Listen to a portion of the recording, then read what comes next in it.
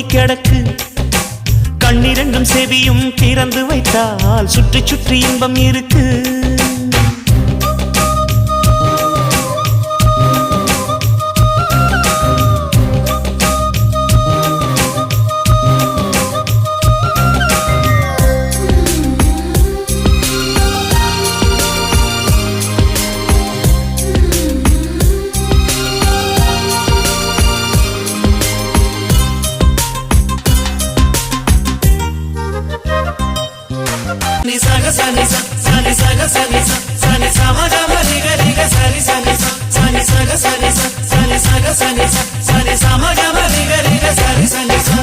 சின்ன சின்ன சுகங்கள் வாழ்க்கையிலே அங்கும் இங்கும் கொட்டி கிடக்கு.